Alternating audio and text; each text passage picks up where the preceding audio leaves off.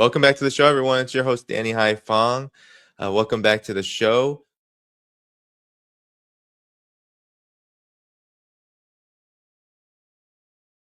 From Islamabad, where he participated in the activities of, I don't know what happened there, but we are here.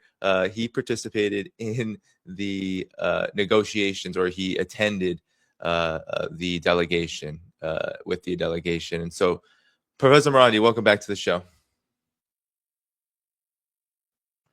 Hi, Danny. I hope my connection is not too bad.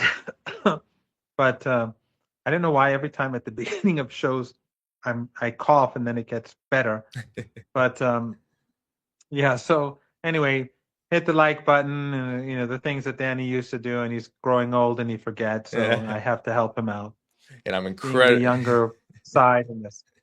Well, I'm incredibly jet lagged today too, because I'm on day 2 here in Beijing, and in this new setup. So everyone, this is all we're doing the best we can, but this is a critical conversation. So hit that like button, as Professor Marandi said. Professor Marandi, let's get started though with this. You just came back from Islamabad. Now Donald Trump has once again issued another threat that is coupled with a declaration of a kind of war. This time, a blockade of what he calls the blockade of the Strait of Hormuz. So Donald Trump, just before we started talking, Professor Marandi, said that Iran's Navy is now laying at the bottom of the sea, 158 total ships, but we haven't hit those fast attack ships that I believe the New York Post has been reporting on, and warning if any of these ships come near this blockade of the Strait of Hormuz, they are going to end up like, and he says they will end up eliminated like those against the so-called drug boats at sea over the last year or two. So, Professor Marandi, how about this? Can you help us understand what happened? Can you help us understand what happened in Islamabad and why it led to now this blockade that he is declaring for the U.S. Navy against Iran at Iranian ports, etc.? What's going on here? Well, first I have to point out that I don't know what he's talking about when he speaks about what 150 some boats or ships or whatever.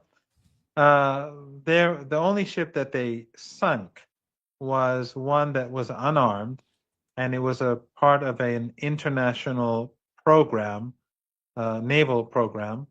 And what he did was barbaric, and he slaughtered 100 almost 100 sailors who were unarmed, and he knew they were unarmed, and it's just despicable, the behavior of the Trump regime. But of course, it's just like those 168 little girls that he massacred, and he never apologized for, and the United States never accepted responsibility for that slaughter. So we're dealing with a psychopath, basically. But the Iranian naval ships have not been destroyed. A few ships that are for patrolling and during time of peace, they were in port and they were hit, and later on they'll have to be repaired. But Iran's real navy are those many speedboats that are all underground in tunnels alongside the coast of the Persian Gulf and the Gulf of Oman, and they will come out when the time comes. But more importantly is the fact that, and that's why Trump cannot do anything about the Strait of Hormuz, because Iran's navy, Iran's missile defenses, Iran's air force, Iran's air defenses, they are very much intact. Otherwise, he could just walk in and take what it is that he wants to take. But in any case, the siege that he is imposing now is going to hurt the global economy more than before, because Iran obviously is not going to allow any more ships to leave the Strait of Hormuz if its ships cannot be used. Also, there is this question in my mind, and I may be wrong, that maybe Iranian ships will continue to leave and come and go because Iran can strike the United States with its missiles. And that's why the U.S. Navy has always been so far away from Iran's shores. Only now that there's a ceasefire, they're moving around more freely. So if they threaten an Iranian, let's say, a tanker, and Iran warns them with missiles, then what happens next? We saw during the negotiations in Islamabad, the two U.S. ships tried to enter the Strait of Hormuz. Iranians warned them, sent drones, and the U.S. backed off. So it's difficult for me to envisage exactly how this will play out. Well, then, because of Iranian missiles, the U.S. Navy pulled back and patrol the internet or enforce this blockade from far away. I think that would mean that they have to bring in more ships. It would be much more costly. I don't know how that would work. But the point is that they can't just stand outside they cannot just be outside the Persian Gulf and wait for ships to come out. The Iranian missiles will strike them and destroy them. So they have to be, I don't know, 1,000 kilometers away, 1,500 kilometers away. And does that make it possible to enforce a blockade that easily or not? So, but what they are doing is definitely they're hurting their own proxies in the Persian Gulf region because their ports will no longer be used, except for the Saudis who will pump 3.5 to 4 million barrels a day from the to the Red Sea. But my understanding is that the Emiratis will not be able to use the Fujairah port, based on what the Iranians have said. So the other countries will have nothing, and the Saudis will most of their imports and exports come from the Persian Gulf. So it will be very costly for Saudi Arabia. Now, in addition to that, what Trump is doing is that he's warning the entire world that you shall not use the Persian Gulf. You are not allowed to purchase oil. He's saying that to Beijing. He's saying that to New Delhi. He's saying that to everyone. And I'm not sure how that is going to be received in capitals across the world. Trump dictating terms to the entire global community. And then, of course, he's going to exacerbate the global economic crisis, the energy crisis, which is growing by the minute, literally, by the minute, because the deficit of energy is increasing by the day, by the hour, by the minute. We're only seeing the tip of the iceberg, basically, and excess oil is running out. I mean, I heard from someone who seems to be somewhat credible, who seems to be very credible actually, that Iran and Russia had a lot of oil on the sea in tankers before the war, and because they had problems selling them, obviously. So the Russians have run out of that oil. Iran had much more than Russia, and Iran has sold half of it. Apparently Iran had 200 million barrels, and now they have only 100. That means that Iran will soon be selling that 100 barrels because the price is going up as we speak because of Trump's threat, which will make Iran a lot of money, as it has been making over the last few months. Ever since the United States began threatening Iran, bringing in troops, the price gradually went up. Then during the war, Iranian oil, both on the seas and from the Persian Gulf, was the price went through the roof, and no more discounts, no middlemen, no nothing. So the Iranians have been making huge amounts of money from their energy exports. And but the point is that Iran will be selling that 100 million barrels, but then this is also an indication that the shortage is getting much worse. There is no more extra oil. The Russians don't have anything. Western governments are using their strategic reserves, and the prices have gone up. We're at the beginning of something big. And of course, there's the fertilizer, there's petrochemicals, the money that's no longer being, the money that these family dictatorships in the Persian Gulf send to for the U.S. stock market and the bond market, that no longer is going in. The reverse may happen because they'll need money, so they'll have to return some of their money from the United States. This is not, and they won't be able to have the money to purchase the weapons systems that they always do, which they don't know how to use. But so this is not going to get worse just for Iran. It's going to get worse for the world. And in the case of Iran, I'm not sure how much worse it becomes, because I don't know if Iran will really not be able to export or import from the Persian Gulf because of the Iranian missile defense capabilities and so on.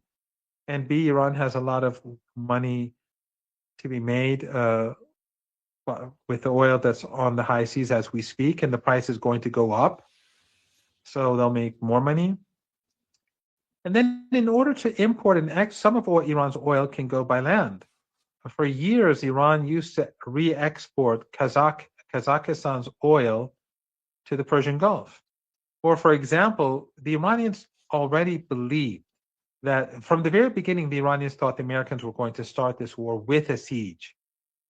And so Iran trades with Pakistan, it trades with India, but Iran's rice imports were from India. So before the war, Iran decided no longer to buy their rice from India and to buy it from Pakistan and use the border to give them energy or whatever needs they want. So part of Iran's needs, because of it borders 15 countries, can be met by land. And as I said, when I explained it, and also another difference is that these Arab family dictatorships in the Persian Gulf, their countries are deserts. Iran produces roughly 90% of its, I think, I'm not sure, people can look that up, but roughly 90% of its food is local. We have a east-west mountain range, Alborz, a north-south mountain range, Zagros, where most of, right now above Tehran, we have snow. If you stand outside on the streets, it's nighttime now, but if you look at the mountains, you'll see snow. Iran is not Saudi Arabia. It's not Qatar. It's not we have deserts, but we have forests. We have huge swathes of lands that are for agriculture. We have many dams. So we are self-sufficient in many ways. And as I said, we can import and export from Pakistan, Afghanistan, Turkmenistan, the Caspian Sea, which links us to Kazakhstan and to Russia, and through Azerbaijan and Armenia, and Turkey and Iraq. So, this country is bigger than Germany, France, and the UK combined, the size. It's not that easy for the United States to strangle Iran, but U.S. proxies in the Persian Gulf, they can be strangled easily. And we're heading towards a very hot weather. These countries, those who've visited these countries, they know that 6 months the weather is good, 6 months the weather is terrible. Humid, hot, and without infrastructure, if there's conflict, if the electricity goes out, if there's no water, then these countries just collapse. Yeah, and as we enter this now period of a so-called blockade, Professor Marandi, Donald Trump, these threats come as there are Iranian tankers, Iranian-linked tankers at least, about to sail through the Strait of Hormuz. And even with everything that you just said, not only this, it seems like the retaliation could easily be, and this is what Iran is promising, that, if you blockade our ports, our so-called blockade our ports, then we can just hit any port that that exists in the region, just like they've been hitting, or they had been hitting before the ceasefire, Gulf assets, Israel, etc. And also, there have been talks about the Bab el-Mandeb Strait, that could also be closed. So there's a lot of options here, it seems like, that are on the table for Iran as this escalates. And I'm curious on your reaction to this, and also the linkage to Islamabad, because right now it seems like negotiations are over, that there's some talks in Axios of there being back and forth between Iran and the United States through the mediators still, but Iran hasn't said anything of the sort. The U.S. has been intransigent, if not hostile, to the very idea of continuing any diplomatic process. So how does this all relate now? Why is it that the United States under Donald Trump at this moment, you believe, is choosing this path, which, as you just outlined, has a lot of negative consequences and potential consequences associated with it. Well, I don't know why Trump does this, because Trump is I don't know anyone who can give me a clear reason, or a clear analysis of his state of mind and how he thinks. And I've stopped listening to Trump a long time ago. I'm invited sometimes to speak on a program after Trump gives a speech, and I usually say, "Look, I just looked at the headlines. I don't listen to his speeches, because it doesn't matter what he says. He'll say something else a few hours later, or a few sentences later, or the next day. So there's nothing really to learn from listening to him. What happened? Axios is I never read Axios. I hear about what they say, but it's not a reliable or credible source. So I usually stick to reliable outlets. But basically, the Iranians, when they went there, they on the way there, in conversations and at the airport, it was clear that no one really had the belief that that we would have a deal with the United States. There was great skepticism on the way there, and when we were there, a number of things happened. One is that the Americans, they bizarrely, you think that, like, when people are negotiating, the side would try to show like show good faith, or give a positive signal so that things would progress. The United States tried to enter, the two ships of the United States tried to enter the Persian Gulf, Right. Right. and they failed. The Iranians warned them, and they had to go back. That was like bizarre. Then the Washington Post, which is not an ordinary newspaper, basically threatened to murder us. They called on the United States to assassinate us. And we, on our way there, we thought it was possible that they would kill us.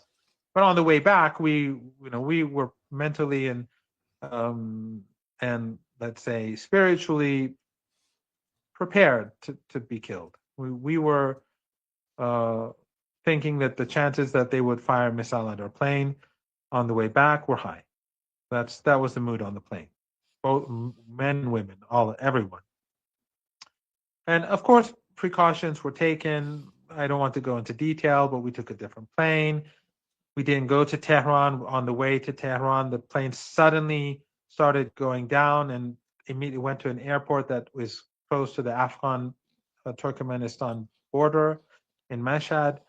So to sort of, like, they wanted the Americans and the Israelis to think the plane was going towards Tehran, and instead it landed much further away. And then we took a train, or some of us took a train. People came to Tehran by different means. But in any case, in order to spare that, because this is unprecedented, that a newspaper or media outlet, a mainstream media outlet, would call for the murder of all these men and women who were participating in the negotiations. But the United States is a madhouse, so nothing is surprising anymore. Just like when a bounty was put on my head on X and it was promoted, and then X refused to take it down, or to even, let alone delete the account, which had a blue tick and was verified.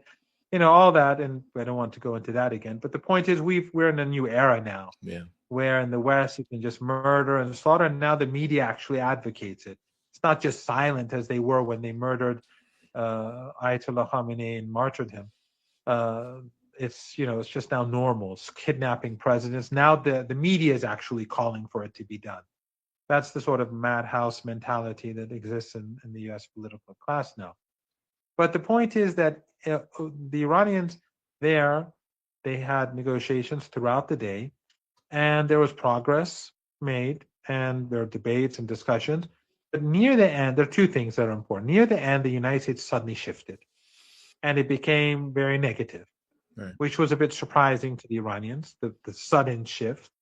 And then, of course, U.S.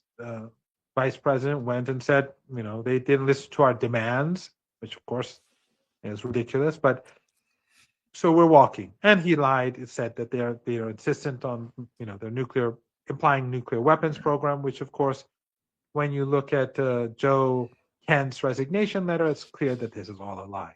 Right. And he said clearly that Iran wasn't making nuclear weapons, and they weren't moving in that direction. So, but then another interesting point was that the Iranian delegation made no calls to Tehran, none, zero. They had the authority to speak. The head of the delegation spoke to the two other, the foreign minister and the deputy head of the Supreme National Security Council, which were at the table with him. And then in the room next door, there were his advisors who he could go and speak to them, or between rounds of negotiations, have conversations about issues that needed to be better understood or better explained or negotiated.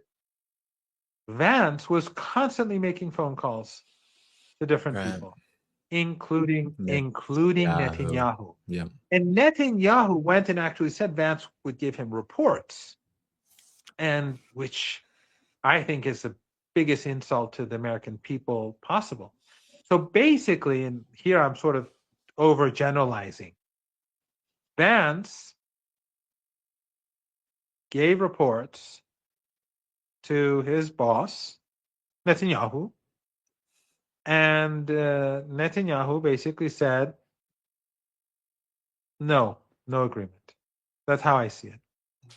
I think that Netanyahu is in charge. I increasingly believe that Trump is compromised in a very bad way. I have no evidence for this, and I know many people have different views. Right. But I think that it's probably something very dark, children or something like that, because nothing that they do makes sense anymore.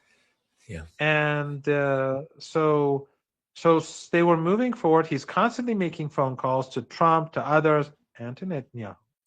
And then near the end of the day, he suddenly shifts, and then he goes, even though the expectation was that the next morning the negotiations would continue. But he just walks away and starts, saying that Iran did not meet our demands, and right. Which is a bit ridiculous. But so on our way back, when this happened, when Vance made this meeting, I was in my room. I was still awake, actually. I was busy. No one called me from the delegation. It was not, if it was something surprising, people would start calling each other, or in the groups, they would be, making all sorts of conversations. Right. No one was surprised. Everyone, it was so early when I went downstairs for breakfast in the hotel, and those who were staying at the hotel, I think Dr. Gladybov was not, he was staying somewhere else at the embassy, I suppose. I think, yeah. But those at the hotel, no one was surprised. So the only thing they were really talking about in detail was not about Vance. It was about, okay, well, now we take the dangerous journey home.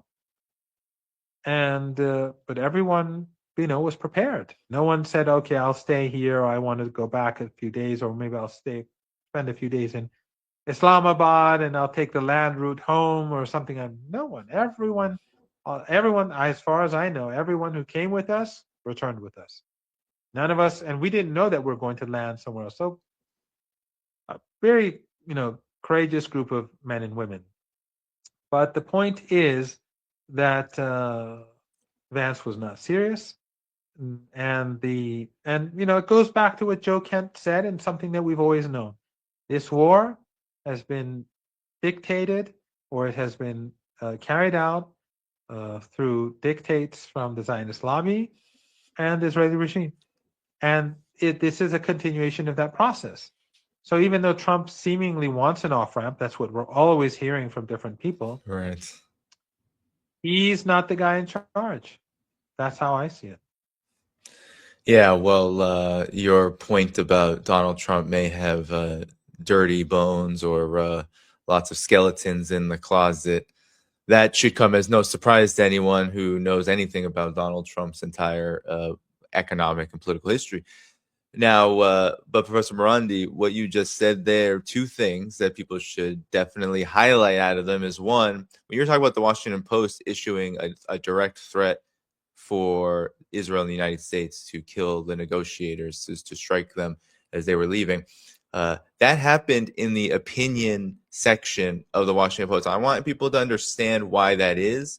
So the Washington Post is known as a CIA Washington Post because Amazon bought it, and Bezos bought it when he was part of Amazon, and then he had a huge contract with the CIA. But nonetheless, they actually got rid of their entire Middle East department. Like every journalist, everyone who is any quote unquote journalist, we know that they were always stenographers or what, but they got rid of the entire thing as part of cuts to save money and all of this. So actually, and this is a pattern we see throughout the Western mainstream media, and it's almost ironic, a lot of opinion pieces now in the corporate media, New York Times, Washington Post, etc., they actually are in the opinion pieces, basically pushing for these kind of, and this being one of the more egregious, literal war crime, these kind of policies, the warmongering in the opinion section. Not just it's not so much anymore that it's right on the front page. It's you just got to go to the opinion section. You read someone's opinion about why Israel and the United States should, murder Professor Marandi here and the rest of the delegation attendees. Well, let me be very blunt. I'm probably one of the most high profile people because I'm in media. Right. But I'm not a senior person in the delegation. I'm not an important person at all. It's the entire delegation. I mean, everyone was on the plane. I mean, men, women, young, old, and basically everyone was. Even if they were saying, "Well, we wanted to take this," I mean, that's what the Americans and the Israelis do. They usually wait till people go to their homes, both in Iran, in Lebanon, in Gaza, and when they say, okay, we know where his home is, let's say, he's gone, let's send him. Are there family? Yeah, of course, kill them all. How about the neighbors? Kill them all. It doesn't matter. Kill everyone. That's their mentality. We're dealing with very uncivilized and brutal people with a, brutal base of immoral nature. So, for us, in Lebanon every day the Western media is saying nothing about the genocide in Lebanon. Now we have a second genocide. It is a genocide, and people should call it a genocide. What the Israeli regime is doing in Lebanon is exactly what it did in Gaza. They're targeting ambulances, medics, homes, men, women, children, double tap attacks day and night, bringing down apartment blocks, and Western media is trying to hide it from you. They're trying to hide it from everyone because they're a bunch of criminals. Yeah. Western journalists are a bunch of criminals. They're a bunch of murderers. Those Western, especially when it comes to Lebanon, they're more criminal than in Gaza. In Gaza, they pretended not to know. Remember, they say we don't have any journalists here, so we cannot verify, like they're bringing down hospitals, they're unplugging incubators and killing and intentionally murdering infants. And but they can't verify it. Then weeks later, when it they slowly admit things because they can't hide it forever, or months later, or years later. In the case of Lebanon, they all have journalists there or stenographers. And when I speak to some of them, I say, "Why do you say Hezbollah strongholds? This is an ordinary neighborhood." It says, "I didn't write this. The editor, the in wherever he makes the final decision." That's unacceptable. That's a lousy and unacceptable excuse. If the editor is changing the meaning of what you write, then you should resign. But you have blood on your hands. You're no better than the person in charge who does this. So they're all a bunch of criminals in the mainstream media. They have people in Beirut, but they say, Hezbollah targets, Hezbollah strongholds. Twitter does that, X does that too.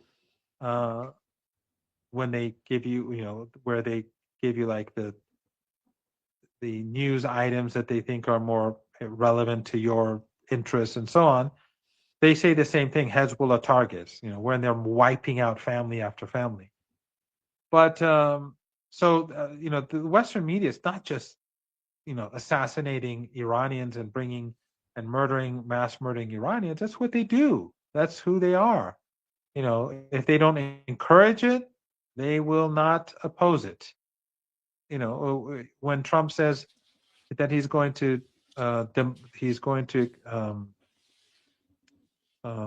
what was it? Take Iran back to the Stone Age, or when he said that that he's going to erase the civilization from the face of the earth, or what was the other thing he said? The other word he uses often when he speak about the nuclear program, that he told obliterate. When he said he'd Obliterated. obliterate Iran, he's been saying that for weeks. Have you seen any Western media outrage, like the Guardian that pretends to be different? Let's say no. Or do you see any of those major Western journalists with their millions of followers or hundreds of thousands of followers put out tweets saying this is outrageous? What have we turned into? We are the monsters. No, no, because for them, this is they're right. This is normal. Their abnormality is just as evil and disgusting as that of Trump's. They're no different. But he's more crude and bombastic, and they are more subtle, but they're the same thing. They're criminal. Yeah, no, those are great points for Marandi. And now I wanted to continue to talk about the state of this war, because as you just outlined there, in terms of what's going on and the continued push of these lies in order to justify the war, in order to continue onward, the lack of outrage with it in the Western mainstream media. Iran is pressing forward with its demands, and it's pressing forward with its the delegation. I remember hearing this from Iran before they even left. They said something to this effect of, we are going to approach these talks from the perspective of maintaining and building upon achievements already won, which in general, when people think about wars for Iran, they don't usually think about any side talking about this coming into negotiations, but especially the side that has been told to Americans by the Western mainstream media, by Donald Trump, by Pete Hegseth, et cetera, that Iran is losing, Iran is losing, Iran is obliterated, Iran's navy is gone, everything is gone. We won, we won, we won.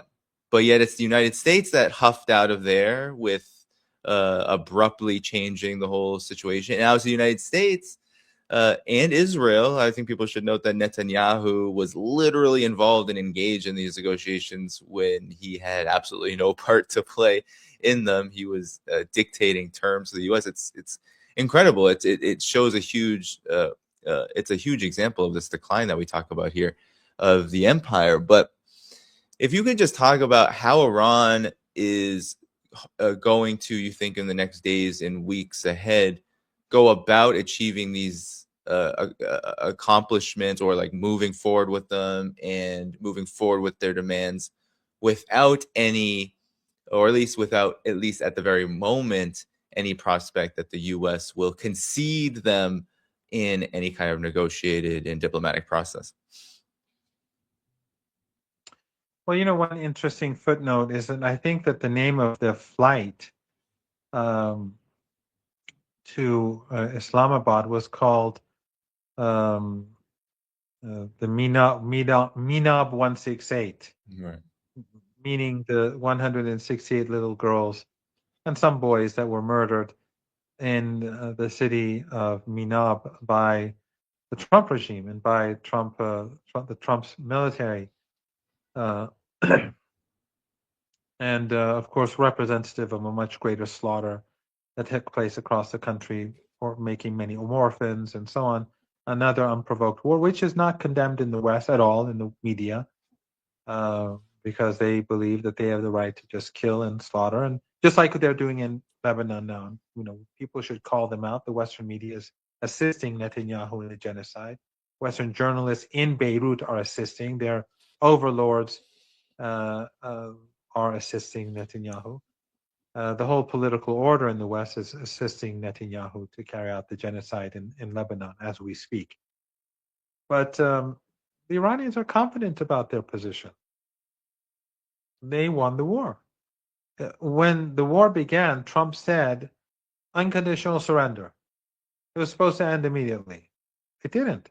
Then they said they're running out of missiles and drones, and we're destroying all their underground bases and all their factories, and there are no more missiles and drones.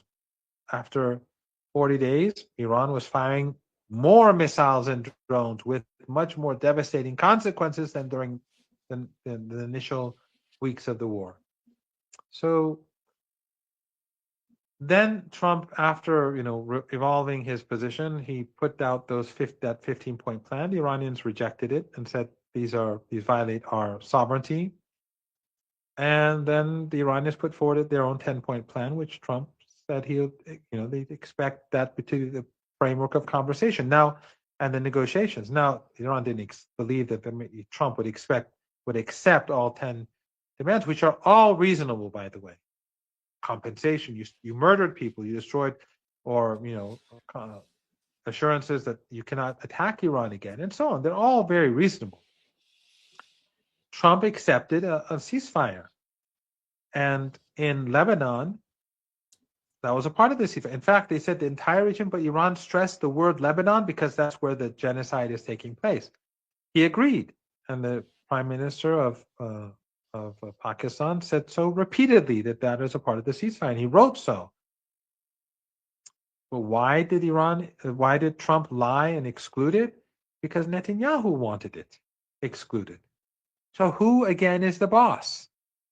Is the boss the guy who tells Trump that you cannot have Lebanon as a part of the ceasefire that you agreed upon? Or is it the guy who Vance calls and reports to? Again, Netanyahu. Who's the boss? Of course, it's one. They're one and the same. He's the boss. The Zionist lobby is the boss. Again, going back to Joe Kent and his resignation letter, it's clear who the boss is. The United States is controlled by the Zionist lobby and the Israeli regime. That's just how it is. So, but ultimately, and now the Zionists and Netanyahu, he was complaining saying that Iran did not abide by its ceasefire agreement because it did not allow the expansion of ships going from the Strait of Hormuz. Well, Iran isn't doing it because Netanyahu violated the ceasefire.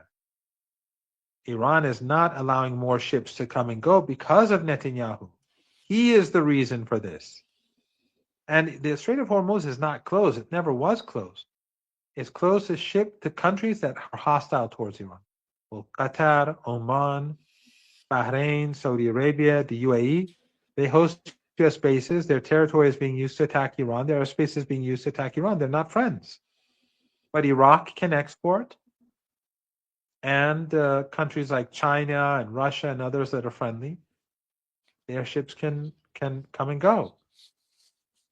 But this expansion was going to include these countries too that are hostile towards Iran.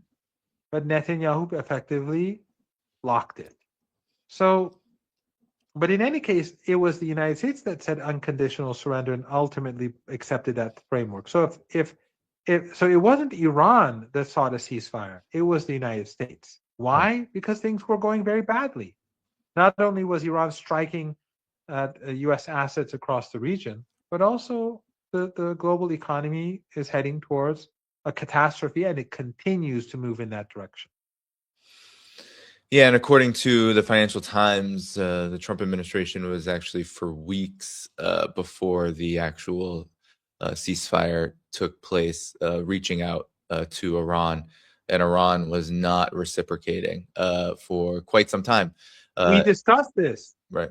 You and I discussed this. I said that Iran wants this war to last longer. Right. We've been discussing this. We discussed this ever since the war began. Iran is not looking for a quick end to the war. Iran wants it to go on longer because Iran knows that the longer it lasts, the worse it is for the United States, and thus it creates a long-term, let's say, it creates an incentive in the United States for the long run not to do this again. Yeah, definitely. And that gets me to this, Professor Marandi. You know what? There's been a lot made. What's so interesting about this blockade now that Donald Trump is in the United States Navy, et cetera, are taking part in, is that you mentioned the case of the two naval destroyers. We covered this here too yesterday. that went in that or attempted to interdict the Strait of Hormuz and were immediately turned back. There's a 30-minute ultimatum. You have 30 minutes to get out of here or you're going to be attacked. And they hightailed out of there. That seems to me, a lot of people now have been saying, well, okay, if they can't get into the Strait of Hormuz, then maybe they will, do what the United States did with Venezuela, right? They stopped tankers outside of territorial waters. In the case of Venezuela, they did both territorial waters and outside of it. But nonetheless, it seems like Iran not only has many options to counter this, but ultimately, what we're seeing is this dictating of terms by Iran. That now Iran has so many, and not only has options to retaliate, but as this is being put into place by the United States, now Iran also has options to call whatever bluff the United States has. So the sea mines have been made. There's been a lot made about this. Trump says, or the U.S. says, "Oh, Iran laid these mines. They don't know how to unmine them, so they don't know how to demine. So now everything's dangerous. That's why things are going to be trouble in the Strait of Hormuz." But Iran is more than willing to escort tankers that are cooperative and that are not part of the hostile parties.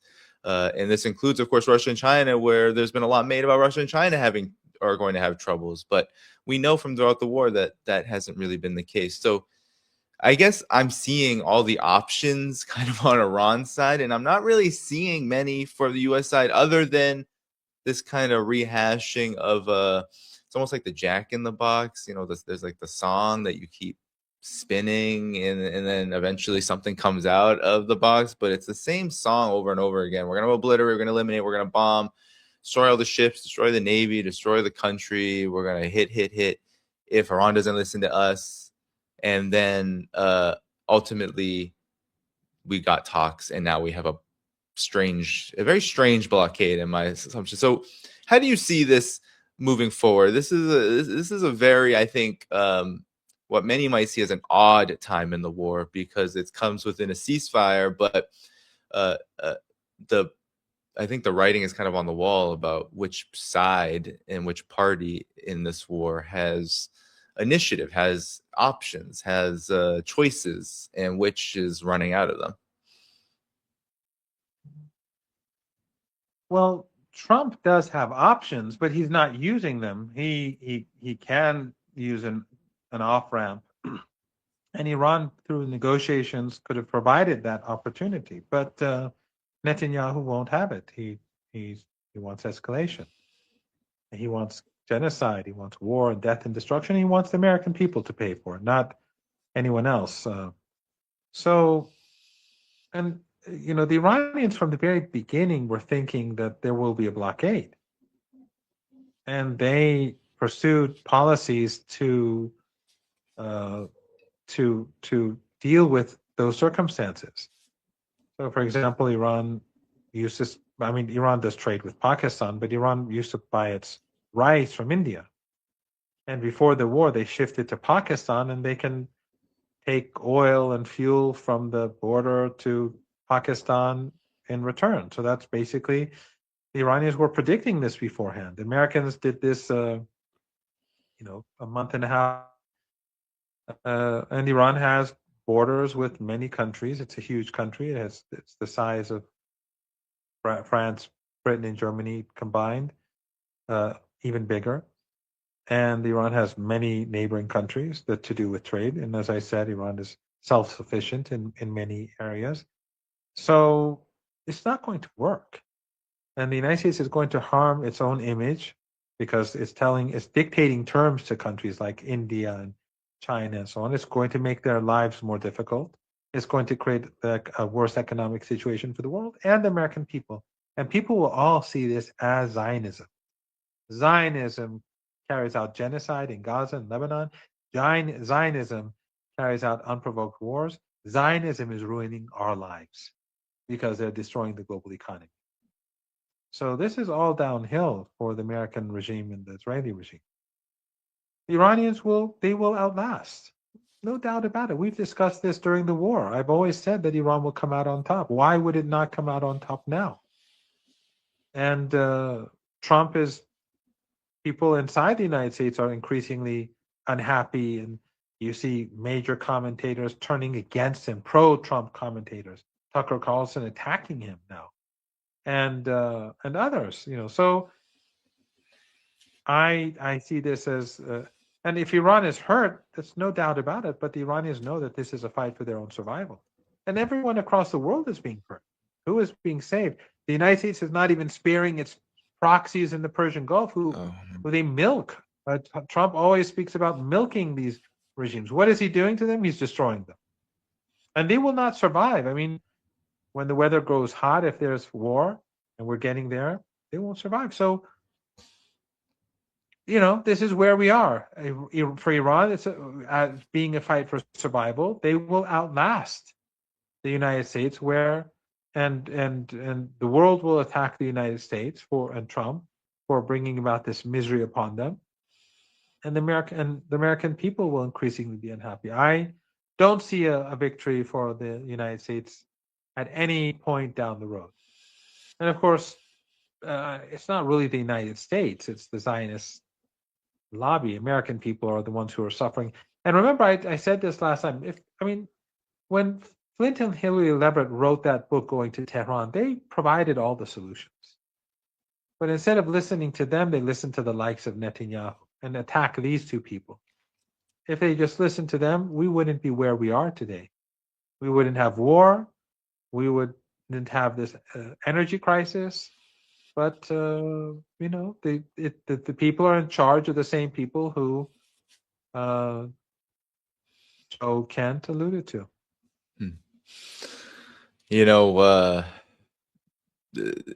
It seems that also Iran, what it has done, especially on the military front, what's been so interesting to watch is, many people were a bit concerned, it seemed, when there was a ceasefire called, because there is a narrative that many analysts talk about when it comes to ceasefires and pauses and this sort of thing, especially when it comes to Ukraine. And of course, we've had this with Iran during the June 12-day war. It's like, okay, if there's a pause, then that means the aggressors have the opportunity to rearm and rebuild.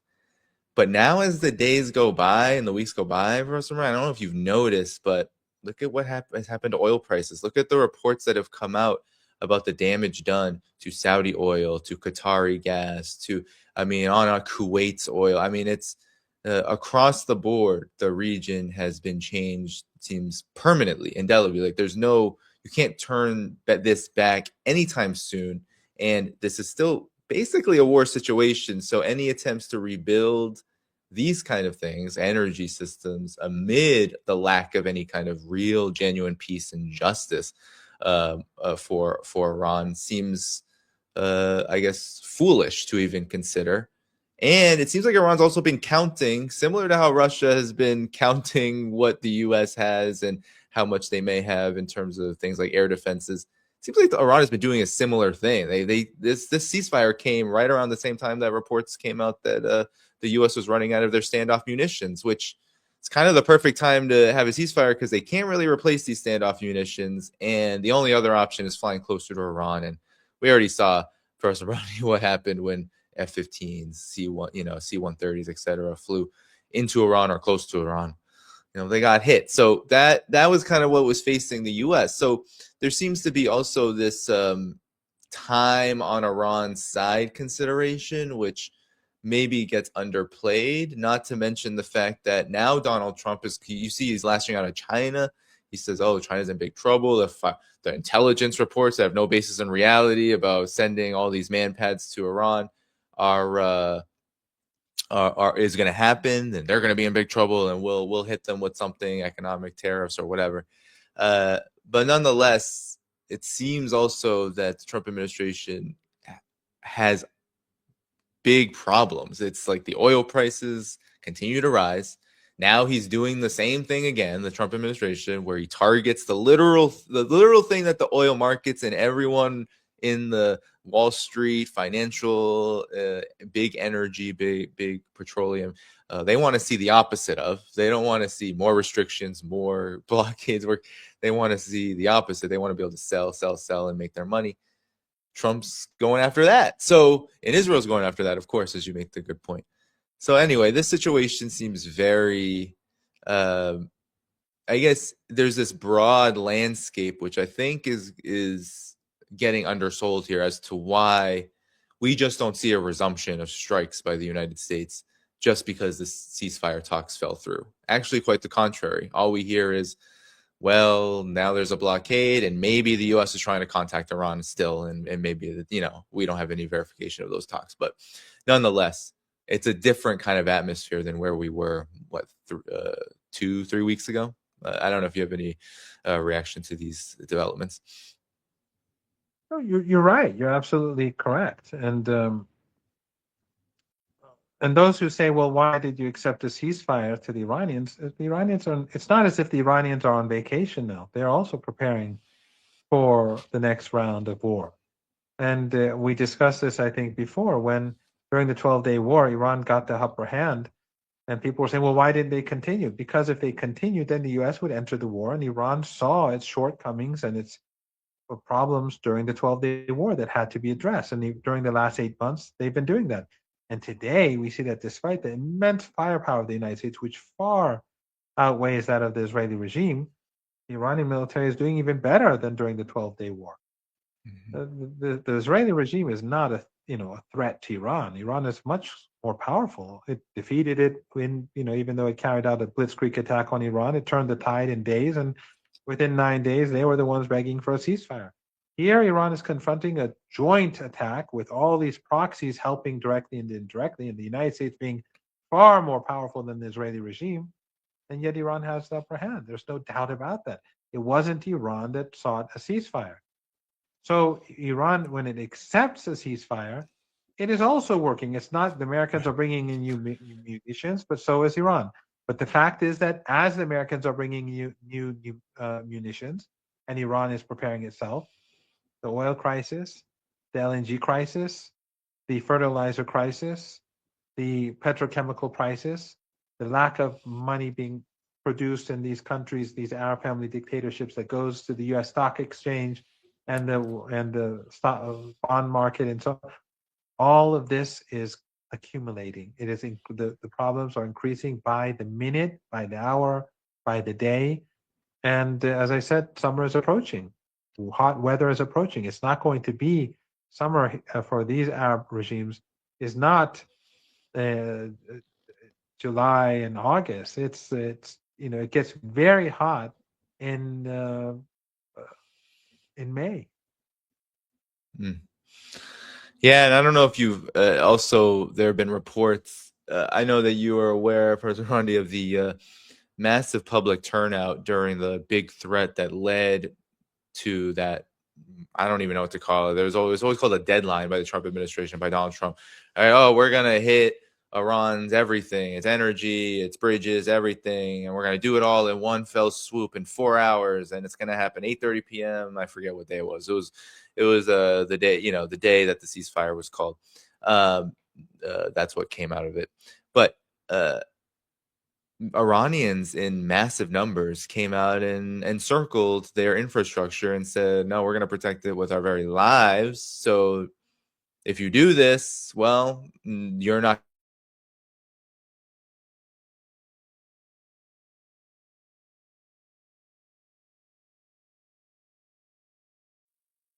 Okay, there we are. This is so weird. Our image keeps on going away on the screen share. But nonetheless, I think you can still hear us.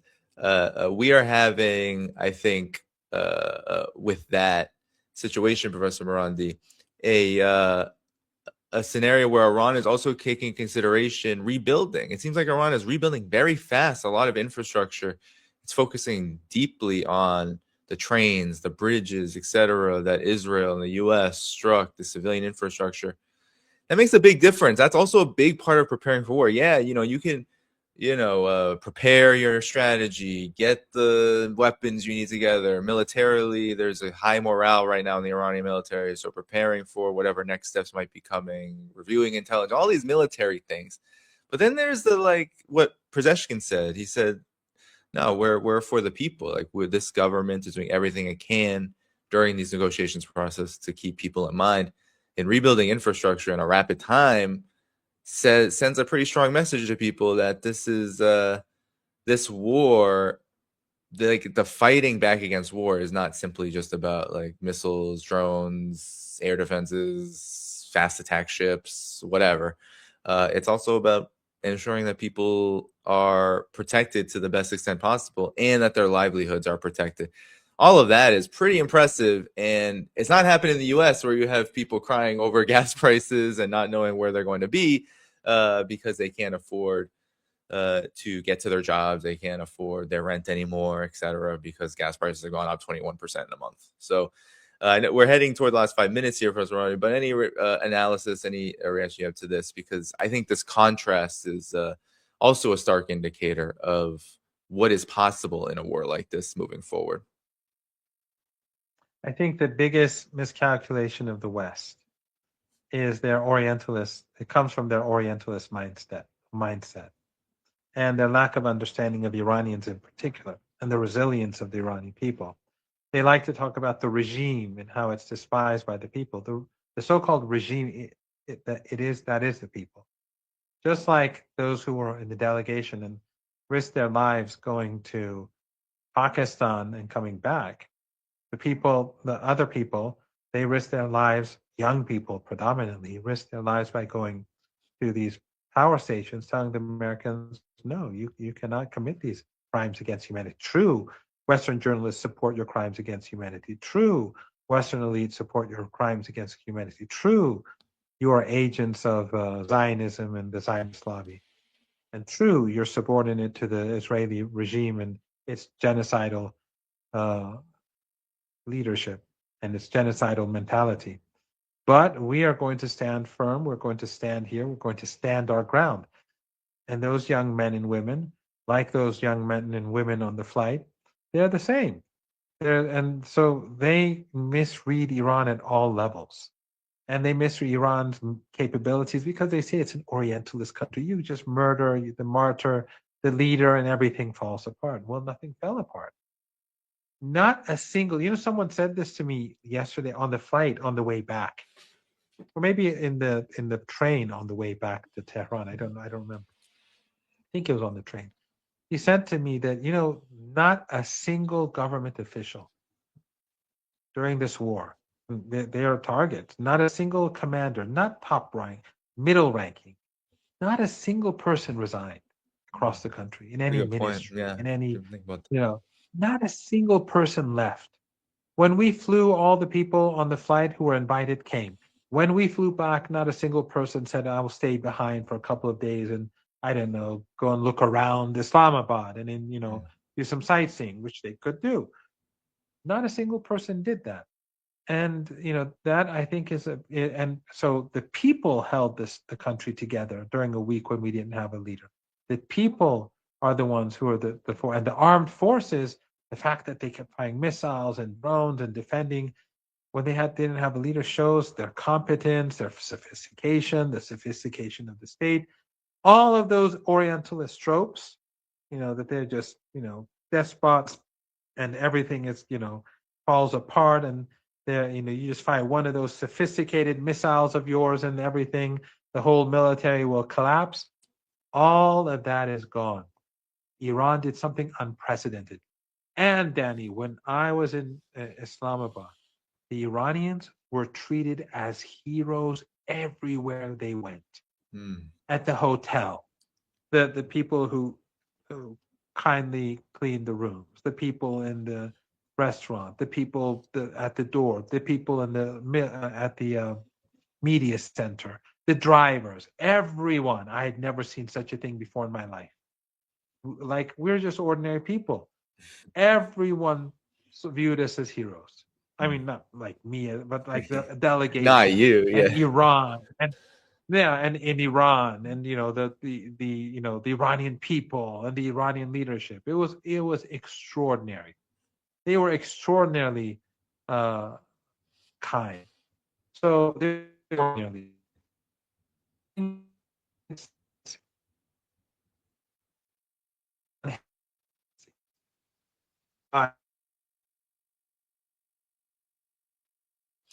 Seems like Professor Marandi, you might have frozen.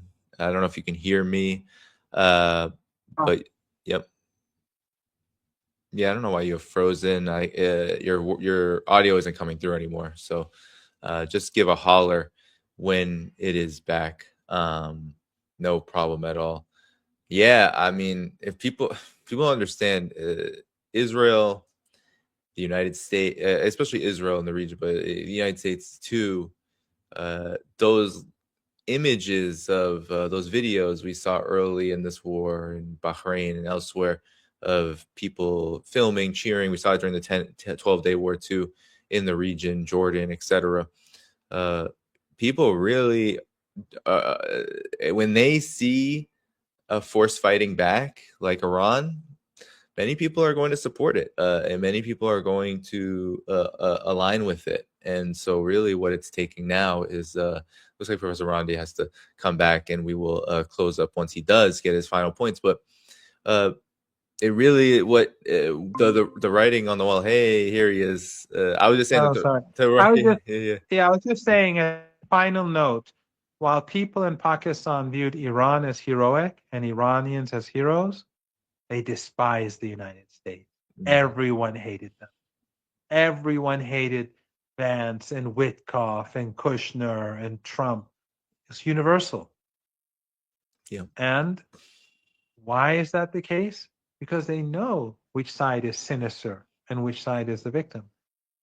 So hopefully one day the American people will be able to liberate themselves from this menace.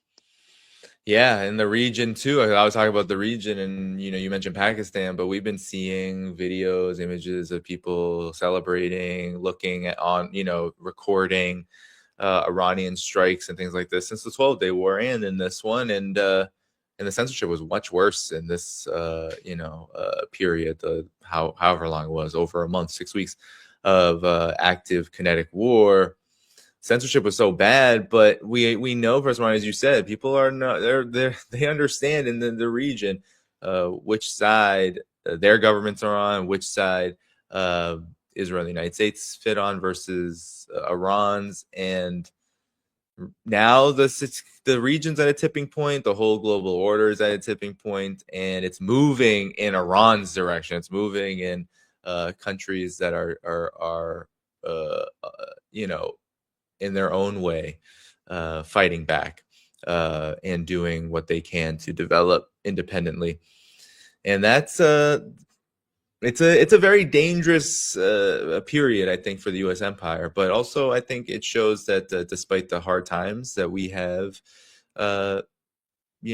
we have a kind of roadmap that's being developed that is that's going to continue to be bricks are going to continue to be laid for that road, and we're gonna have to see where things go from here. But nonetheless, I think desperation is the word to describe where the U.S. is and Israel is at this moment in this war. But Professor Marandi, any final thoughts as we close out here today? It was a great show. No, thank you very much. Just people should create more push to create more awareness, because Western media is trying to hide the reality of what's going on in Lebanon. That there's a second genocide initiating, and Zionist expansionism is being brought about, and Western media is trying to help them along the way, and so is social media. So we should all be more active and exposing, and of course, hopefully Iran will do what is necessary to help defeat the Zionist entity. Yeah, for sure. Lebanon right now, all eyes, because especially now that this war is at the current period it's in, and Iran and the forces of resistance, the ISIS resistance, which includes Hezbollah in Lebanon and the resistance in Lebanon, they're fighting for that. They're fighting for that ceasefire to stop the wreckage that Israel is causing. And all eyes should be on it. So everyone do exactly what Professor Marandi says. After the show, definitely hit the like button as you leave. All the places to support the show are in the video description. You can find Professor Mohammad Marandi on X, and I will be putting that now in the video description of this show. Without further ado, everyone, I'll be back again soon. Somebody said I look really jet lagged in the comments. I am very, very, very jet lagged. It's like hit me pretty hard in the last 24 hours. So I'll be back. I'll let you know when, but it's time to rest now. So hit the like button, get the get the video description going for all of you. If you can hit the like button, Professor Marandi will be heard far and wide. All right, everyone, take care, and we will see you again soon. Bye-bye.